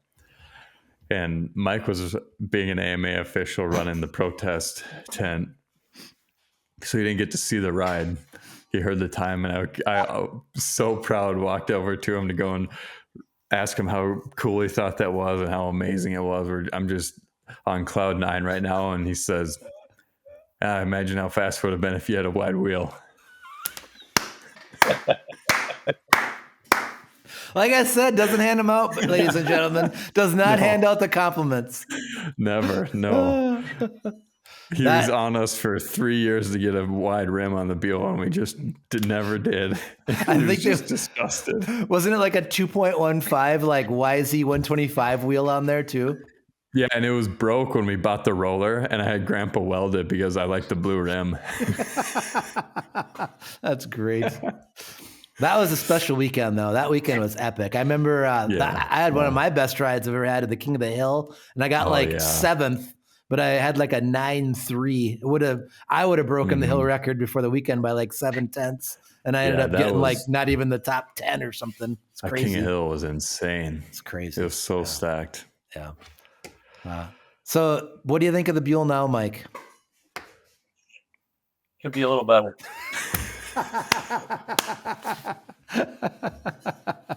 Was it fun being a part of that though, Mike? Just kind of giving them guys the motor and obviously it wasn't fun when you guys' hair standing straight up and you can't get it to run. But No, has it been kind of fun to be part of Team Cipala there? yeah, no, it was fun. It was great. I enjoyed it with Todd. It was great. Logan and Luke both had bikes out of it. It was really enjoyable. So Is it tough delivering some of that tough news to Todd when he's building it? I know that there was a couple touch and go moments during the building where there was a difference of opinion. no, he gets going and then he takes it back apart and does it the right way. Spoken like a true best friend. Yep. It's been fun as an outsider watching you guys. It's really neat seeing all your experience go together. And you're not wrong, Mike. You just keep improving it. I mean, like your input matters. It's weighed heavily on Luke and Logan and their careers. And it's been fun. You've never given them bad advice. Not that I can remember. That's good. Hopefully not. That's a statement, though. I mean, it's pretty cool. Yeah, it's unbelievable. And then what it's grown into since that point, we would have never guessed. I mean, Buell was kind of in and out of business for so long. And then just all of the success that it's brought from me through Buell and from racing, it's just been super cool. And it all started out with that smash bike in the garage. I wasn't fast enough to win. Oh, that's funny. Yeah, it's went a long ways, you know. Mm-hmm.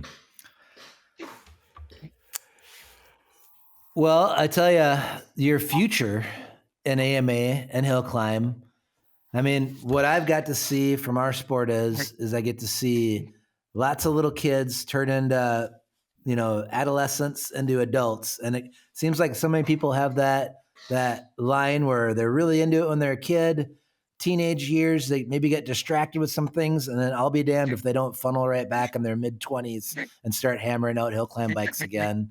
And it's been fun to see our sport be so successful here in the Midwest. What do you think the future holds for Midwest hill climbing, Mike? Well, I think the Midwest has always been, a hot spot, and that, I mean, it definitely probably still will be. I mean, there's a lot of involvement, I guess, I mean, it goes in cycles, like you said, Right. with the younger kids kind of coming up, getting involved, parents helping them, then life comes along, and some of them come back, some continue through. It's just, there's different opportunities and scenarios for everybody that play out, but, Right.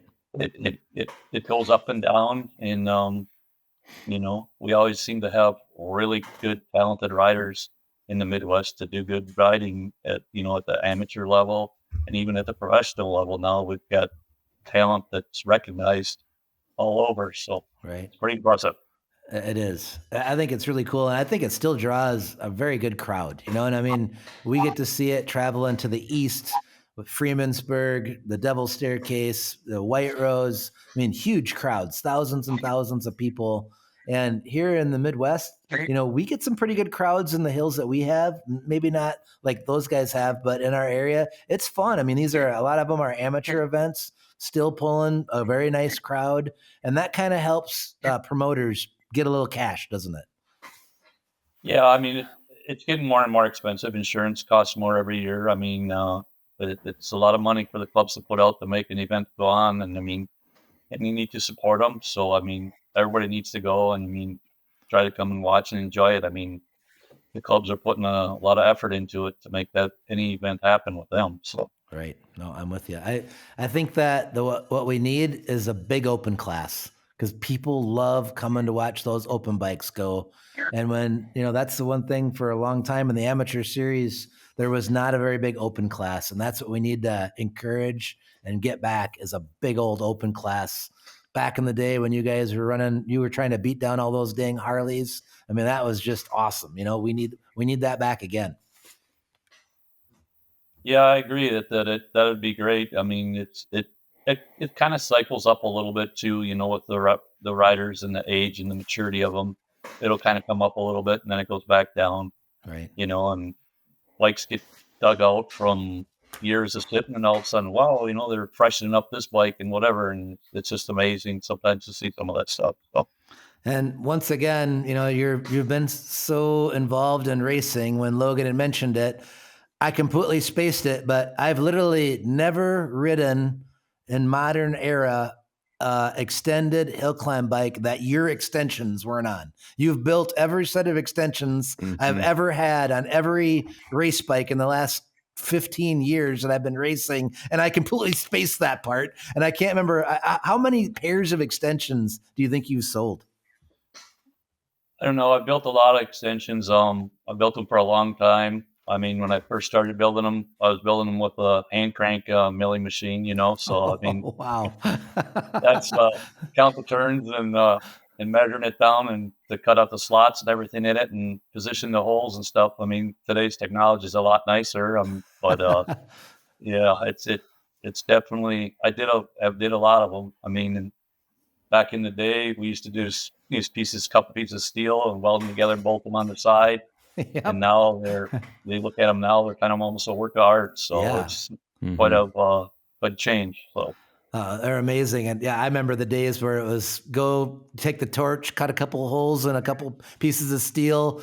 They weren't fit to anything, just crank the bolts down real tight. Farmer John technology. I don't know how I lived through it. It was amazing. Yeah. Interesting. Well, dang, Mike, we can't thank you enough for all the involvement that you've had in multiple disciplines of racing, but especially our love, Hillclimb. If it wasn't for you, hill climbing would not even be close to where it's at and all the events that we go to that you're involved in. You have given so much to all the people involved and so much of your time. And as people, the most valuable asset any one of us has is your time. And you've given a lot of your time to benefit so many other people. And I hope that people come up and tell you thanks, because there's families that their majority of their summer has been scheduled around hill climbs, and they've had lifelong experiences thanks to people like you that put these events on and take the criticism and find the insurance and do all the crap work that people don't want to do. And you just do it. And it means the world to me. I had unbelievable life racing bikes thanks to people like you and your people around you that help you find your line. But we just wanted to say thanks, and we're going to have to touch back in to the summer so we can get some more non-compliments from you. There you go. I mean, thank you for everything. And it takes a group of people to host those events. There's no one single person that does it. So that's what it takes a group. So, yeah. I mean, Brent though, is he necessary, you think, Mike, or? You got to have a little bit of that to keep everybody in line too. He's the best. We can't let him know that though. Oh, okay. All right. I hope I get to be in the booth with you guys again. That was fun. We'll keep it in mind. So, all right, cool. Boys, you got anything else for Mike? I mean, I know we got a lot more, but we can't keep the man all night. Yeah, it's past his bedtime. We got to let him keep going. Productivity is going to be down at Golden Eagle tomorrow. Yeah, sorry, Thank Jay. you guys for everything. I really appreciate it. It was a great opportunity. Awesome. Yeah, Thanks, thank Mike. you. Dang. I mean, people got posters on their wall. Everybody's got someone they look up to, but right there, Mike Bronk, man, what a hero of mine. And I wish I had the dang vocabulary and the presence to tell a story better, just so I could just paint the picture for everybody of what that man has done for people like us in the hill climbing industry. Am I wrong, boys? No, it's awesome. He's been a big inspiration for me and a huge help for my for so many different aspects of my racing program. But it's been an honor to be able to travel around with him and write him down as a sponsor and use his products, everything.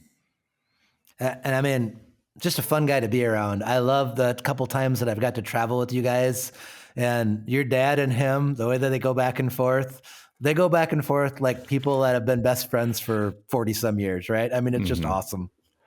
And I do have one more quick wrap up story of his non-compliments that I can't get off here from his episode without saying it. So I can't wait. As we know, Mike pioneered the Midwesterners going out west for racing. And in 2022, when I was about to win, well, hopefully going to win my first NAHA championships, we had room in the van and asked Mike to come out. So he came out, obviously, to the race with us, and we got to do the road trip, and I ended up being able to sweep the series that year, which was just a huge accomplishment for me. I grew up from probably age 8 or 10 going out to Naha and Rockwell races and watching all of my heroes in the Midwest go out there and be excited to get in the top 20 and get a check. And then the tables got to turn how many years later for me to win a championship, which was huge. And well, remember, like you were saying, when your dad would go out, like you guys would be waiting by the phone and they got a check and you guys were like jumping around cheering because Todd got a check. Yeah, exactly.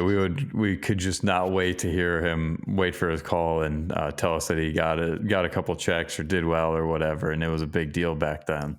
So for me, it's like kind of came full circle, and it was a huge deal to be able to do that. And I took the first shift home that night driving, and Mike was sitting up in the front with me, and it's just silent. And we're driving through the middle of nowhere, Idaho, and it's black. And he just says, that was pretty good. You did that.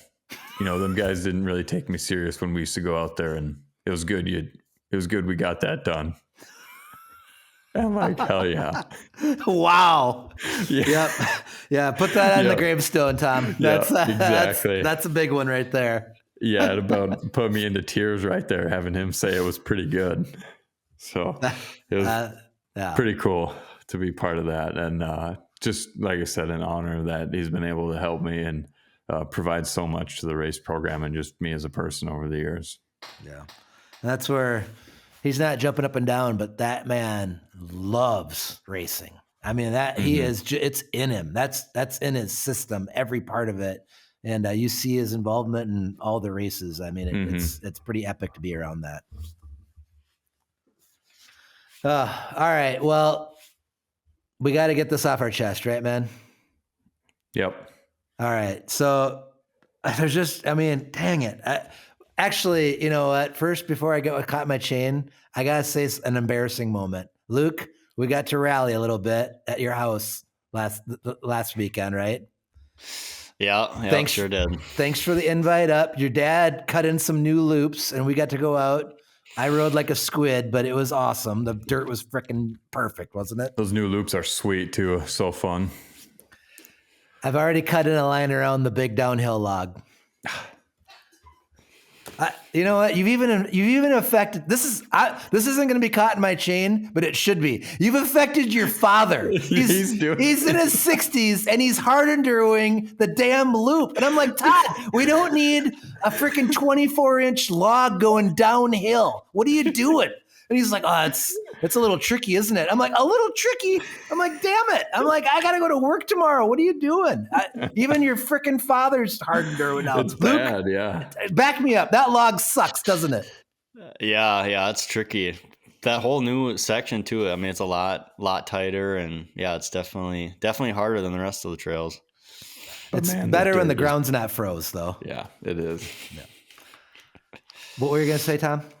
Oh, the dirt in that new trail is just, it's unbelievable. Just, I mean, untouched for who knows how long. And it's going to be good when we get it worked in. I can't wait. And it flows pretty good. A couple of tricky sections and everything you could ask for. Yeah, right. It's awesome. And we live from where Luke lives and where I live, as a crow flies, is like 1.5 miles.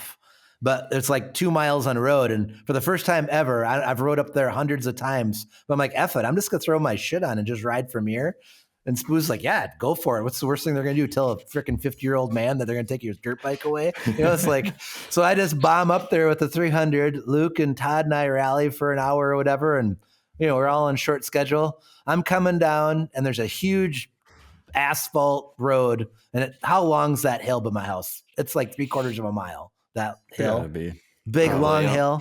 I'm just in fifth, just putting along on the 300. Out of freaking nowhere, the excavator neighbor comes out with a dirt bike coming up the hill and just pulls up a wheelie and wheelies right by me. I'm puttering along in fifth gear. I'm trying to shift down to do a wheelie. I couldn't do nothing. I was a complete freaking squid. I just waved, and he's probably like, what a loser. It's like, we're supposed to do something cool. I should have done a stoppie or something. It bothered me all week. I'm like, I got called out right by my house, and it was a Kawasaki. It's probably like a KLX or something. God damn it. I was just pissed. Bothered me that wasn't even caught. That's not even my caught in the chain. I was just bothered by it being a squid. Pretty soft. Yeah, it was extremely soft. But it was fun riding, Luke. Good times.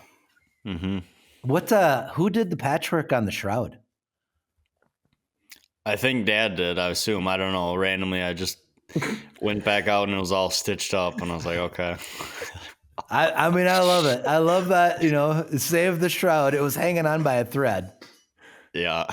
It was the highlight of my day at Prebes when we were out there, and Aaron caught the shroud flying in the wind, and I thought he was gonna lose his mind. He's like, he does graphics. There's no graphics, and why is there a piece of plastic hanging on by a thread? It's a shoemaker's shoes. That's how that Exactly. goes. Luke don't have time to do his own stuff. He's got everybody else to worry about, right? Oh man. All right. So caught in my chain. This has been bothering me, and I don't know. I'm just gonna blame it on the damn cities people. I live in Wisconsin. I work in Minneapolis, St. Paul. I call them cityots because that's what they are. They're freaking city idiots. Drive me nuts. There's this lever on your steering column. It's blinkers. I can't read your damn mind, okay? I'm in a work van. If you're going to get in the left lane, put your blinker on. Don't just come jetting over, because I'm not driving a Lamborghini where I can just dart out of the way. I'm in a big, white, creepy Mercedes van, all right? Use your damn blinker. The other thing, too, when you're coming up and I got my blinker on taking a left turn and there's a big choo-choo train of cars behind you, put your effing blinker on so I know I can pull out. I don't know what the problem is. Nobody uses their damn blinker. It drives me insane. I can't read your mind, okay? I can't read your mind. Use your blinkers. Men, am I wrong? Have you noticed? I think people are losing their minds. Something to do with the van life, I think, too. They have no respect for the vans. They disrespected. I got flicked off the other day because they jetted out in front of me like it's my fault. It's like, if you couldn't see me, don't flick me off. I'm just minding my own business, being at work. I don't want to be here either. Guess what? Go flick yourself off. God dang. So pissed. I just hate that. People are idiots and then flick me off because I'm in a commercial vehicle. It's like, oh, man. Whew, it bothers me. Traffic, truck drivers, I feel for you. I don't know how you do it. I will say it is worse driving a van in traffic than a car. I don't miss that part. No, yeah. I hope maybe someday I can delete the Mercedes and just do the diesel dump when I go by them and just roll coal all over them. That's about the only thing I got to look forward to. Yeah. Someday for me, hopefully too. Yeah, that'd be awesome. All right. Sorry, guys. I had to get that off my chest. Use your blinker, please. Right? Just use your damn blinker. It's not that hard. All right. I can't read your mind. Right? Just remember, can't read your mind. Luke, right. Logan, you guys got anything? I want to hear from Luke. I got nothing. I got nothing this week. Not even the laced shroud that showed up. Do you want to? Is that caught in your chain? Just take it off. No, we don't have another 3 hours to. Just wait until he gets poked by the wire or scratched by the zip tie or something, and then we'll have a problem. Oh no! Yeah, you can't be wrecking your pants. Yeah, I'm sure that'll be the next thing. He didn't do you dirty and like angle cut all the ends of the zip ties, did he? Yeah. That's the evil apprentice trick is when you just point angle cut all the zip ties. Oh, that's the devil's work. All right, Luke's good. He's got a clear conscience. 895, you got anything? Yeah, I sure do, but all right. I'm a little nervous it's going to get me in trouble, but we also said from episode 1 that we were going to provide unbiased opinions, and I guess maybe it is biased, but It's the color of your van. Someone doesn't like the color. No. Okay, no. all right. It does have to do with color though, so you got that right. All right. It's we're getting down to crunch time of these first few races here, and I am unbelievably wound up that I have to change my number plates to race the same bike in the same series, falling under the same rule book, depending on what side of the Mississippi River I'm racing on that weekend. I guess I cannot find any reason that makes sense why the same class needs to have two different colored backgrounds. Yeah. And I wish somebody could explain it to me in a way that I would understand. And on top of that, I have to get extra plastics. I have to order extra stickers.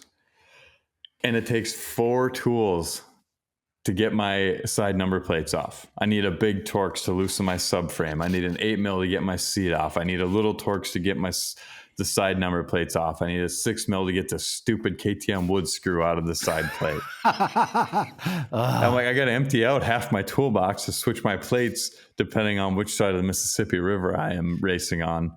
And I just hope and pray that next year this is resolved and we can just coexist as one 450 class coast to coast and not have to change background colors, because it is draining.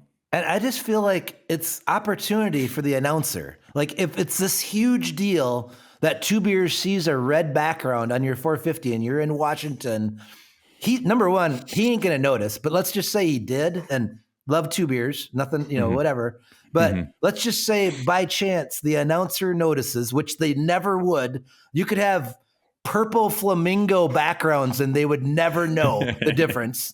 Or anybody else there except for the couple officials. But let's just say by chance you're in Washington and you have East Coast backgrounds on your plate. Hey, this is a perfect announcement. Hey guys, this series is such a big deal. We got somebody that traveled all the way from the East Coast to represent themselves in Washington. Let's highlight this. Let's make this a thing for the crowd. And then the guy in the crowd goes, oh my God, that guy just traveled 2,000 miles to come here and race. This must be a big event. But nope, let's not take that opportunity to highlight that, right? God forbid. Yeah. And on top of it, the open class is the same. I mean, they're both white with black numbers, so we've got that. Let's make 450 class either the same or use the 450 class as a marketing opportunity. So we either coexist as one, which we keep hearing that we are, or we don't, and uplift the people that are doing the traveling and supporting both sides of the series and don't penalize them, because now, especially with today, it's hard to get plastics. It's hard to get graphics. You're talking $150 between plastics and graphics if you want to do both of them. Otherwise, you got to peel them off and re-stick them, which is even worse. So it's a pretty big deal and it could be a deal breaker for somebody to go out. I mean, it's not like we're, especially in the 450 class, not making great money racing them and just trying to keep the cost down and make it easy for people to come and support the series, especially when you're talking if, say that turns down 2 people from racing that weekend. Right. That's $1,500 in purse money not going back to the racers. If 2 people say, I'm not going to go because of the background numbers, maybe that's an exaggeration and they wouldn't skip it, but it's $750 a person per weekend riding all the classes. Yeah. It should be encouraged. We're trying to encourage people to go, especially in the West where the purse is only derived from the riders. Yeah. So it's entries have been down a little bit at some of the races too, compared to what they used to be. So it's, I don't know. I don't know. I think you guys are being a little dramatic here. What's wrong with getting some fresh stickers on there? Oh shit! If it was truly professional, I would say full kits every race. I mean, it's not some amateur series here. Like, what are we doing? This guy sounds biased. I forgot about our sponsor. They probably want to sell more stickers than less stickers. Shit. Sorry, Against the Grain Design. Sorry about that. I mean, if I was putting myself as a spectator and I see this class and a couple guys with the wrong backgrounds, I mean, it's going to completely push me away from, I don't know. It's going to throw me off. So I think it's a good rule. I mean, I don't know what's a big deal about it. Damn it. We're in a box here, Tom, aren't we? We're about to lose our one sponsor. I think we keep pushing. All right. I mean, for me, completely you lost me on the van being too tall, and that was caught in your chain. But I'm in lockstep with you on this one. I'm sorry, Luke. Yep. I mean, we're not going to sell you as many kits, but I think it's time to adapt and make it a little easier on the riders. Mm-hmm. One class, one rule book. Let's make matching bikes. Yeah. I guess we're just going to have to agree to disagree, Luke. It was always funny getting an email that you need 3 sets, and then 1 week later it's like, hey, can I get some new backgrounds? I was like, what? Yeah, we'll swap the backgrounds and do it again, no problem. Oh, here we go. This is a personal problem, but it's double the work for me because my twins bike is what I race Premier on in the West Coast. So I also have to change those. That I will totally accept that. I'm riding the bike in a different class, which 100% that's on me. So I can't even complain about that. But yeah, I get that. Yeah. So I've got double the work with number plates. So I'm ready to chuck these number plates in the damn garbage and go old school, take the side plates off and the number plate and front fender off. And I'll show up like that to Washington. I have seen your dad get pretty artistic with that red duct tape and the black duct tape on the background. Yeah, they can do all right if he needs to. I could go that route. That'd look really professional. Right, yeah, just duct tape it out. Oh, God. Yeah, no, you got something. I mean, they know this is the process. They're going to adapt. Sometimes just hearing stuff out loud makes things make more sense. But yeah, I think that it's an opportunity to highlight the riders that are traveling. Just let them run it. These are professional people. There's very few riders in both series that are not bringing the A game when it comes to professional kits, ATGs provided. I mean, they're not putting mailbox stickers on their bikes anymore. We're looking good out there. So I think we need to kind of accommodate some of those things, right? Yeah, I think so. It's time. I get everything's a work in progress and takes time to modify, but we're on year 3, so let's start coexisting and growing the series as one and making positive improvements. Absolutely. Oh man, I think we're gonna have to have Mike back on this summer when it comes around Natty time. That'd be kind of fun to talk to him again. Mm-hmm. I'm sure that as soon as he got done recording tonight, his thinker was going. You're probably going to get a whole bunch of texts about stuff that he forgot to bring up, Logan. I was trying to peel him open about some of these road trip stories because I know there's been some crazy shit happening. But know it. Like you said, the statute of limitations isn't quite up yet. So maybe in 3 or 4 years, it'll be close. Right. Yeah. Well, maybe we got to get some of those ancillary characters on there that might be a little bit looser with the lips to get some of the stories on them. That's also an option. Yeah. No. Oh man. Well, good times. So fun. Just listening to Mike's story and being able to champion him and all the good work that he's done. And just the tip of the spear on the list of people that we want to have on here and all kinds of different disciplines. And hey, give us a shout out. If there's somebody that in your discipline of racing that has made a big difference in your community, someone that you want to hear more about and we should learn more, let us know. Like that's we want to get down. And by getting these people and from different communities together and we start all thinking, we'll just build a better race community. Right. So let us know. Mm-hmm. Yeah. And if you see Mike at a Hillclimb, tell him thanks. Don't yell at him. Yeah. Yeah. Oh man, please tell him thanks. Yes. Yeah, he does more than anybody could possibly realize for our sport and is constantly pushing it forward and trying to do what he can to make it better. Absolutely. Well said, Tom. All right, boys. Come on, my mama told me one day I'ma grow up big and I'ma be a king. And my papa told me it's okay to sit where shit hurts. Don't forget your dreams, cause they'll get you through this so-called life.